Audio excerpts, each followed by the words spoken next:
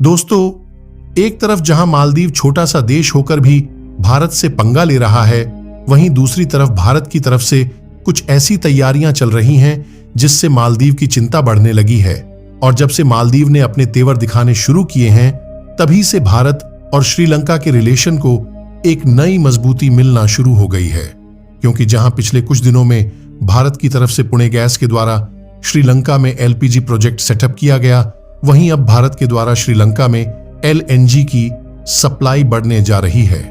यानी कि natural gas की सप्लाई श्रीलंका में बढ़ाने के बाद उन देशों में भारत की एलएनजी सप्लाई कम हो सकती है जो एलएनजी इंपोर्ट के लिए भारत पर ही डिपेंडेंट है।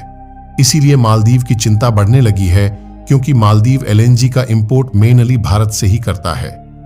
दोस्तों, क्या है पूरी खबर, चलिए जानते हैं आज के इस खास वीडियो में, तो बने रहिए हमारे साथ अंत तक।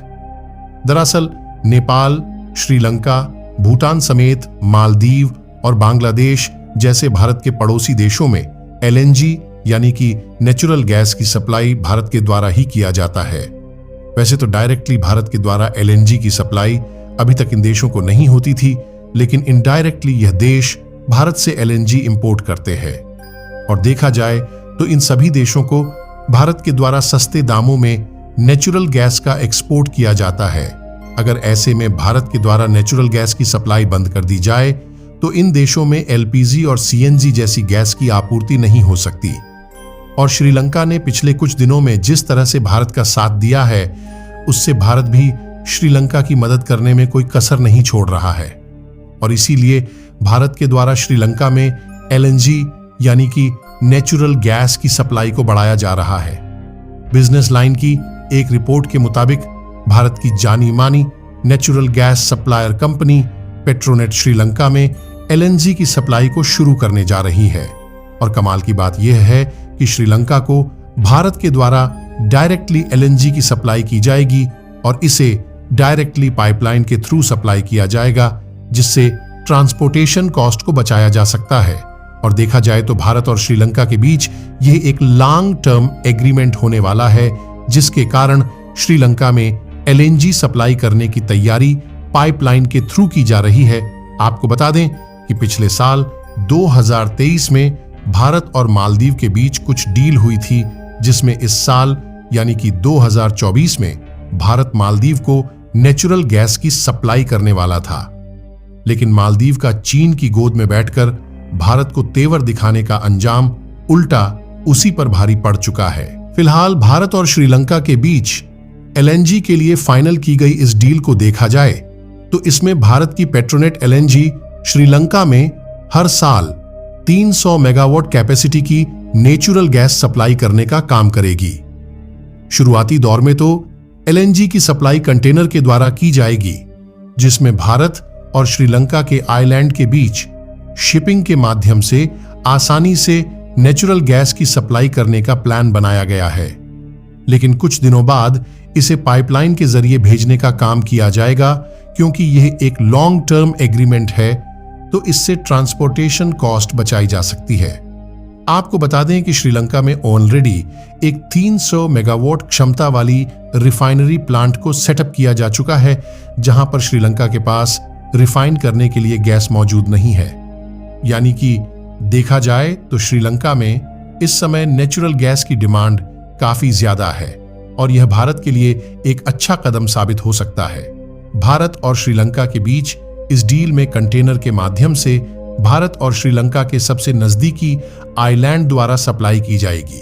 और इस रिपोर्ट में यह भी बताया गया है कि जिस कंटेनर द्वारा लंका की सप्लाई होगी उसकी कैपेसिटी 17 टन तक होगी, जहां हर दिन लगभग 850 टन एलएनजी हर दिन श्रीलंका में एक्सपोर्ट किया जाएगा। यानी कि कुल मिलाकर श्रीलंका में नेचुरल गैस की रिक्वायरमेंट को पूरा करने के लिए हर दिन लगभग 50 कंटेनर भारत के द्वारा शिफ्ट किया जाएगा। हालांकि कुछ समय बाद इसे और भी ज्यादा बढ़ाया जा सकता है, क्योंकि देखा जाए तो डीजल और पेट्रोल से चलने वाली गाड़ियां कम हो रही हैं, बल्कि इलेक्ट्रिक व्हीकल्स और सीएनजी से चलने वाली गाड़ियों की संख्या बढ़ रही है और सीएनजी की डिमांड बढ़ जाने से श्रीलंका में और भी ज्यादा मात्रा में नेचुरल गैस एक्सपोर्ट करना होगा। वैसे भी इस समय भारत और श्रीलंका के रिलेशन पहले से ज्यादा मजबूत और अच्छे हो रहे हैं, जिससे भारत के लिए यह एक अच्छा और मददगार कदम साबित हो सकता है। हालांकि भारत में प्रोड्यूस होने वाली नेचुरल गैस के बलबूते श्रीलंका को सप्लाई नहीं किया जा सकता, क्योंकि भारत में कुल नेचुरल गैस जरूरतों का 45% हिस्सा दूसरे देशों से ही खरीदना पड़ता है, जबकि केवल 55% ही नेचुरल गैस भारत में प्रोड्यूस होती है।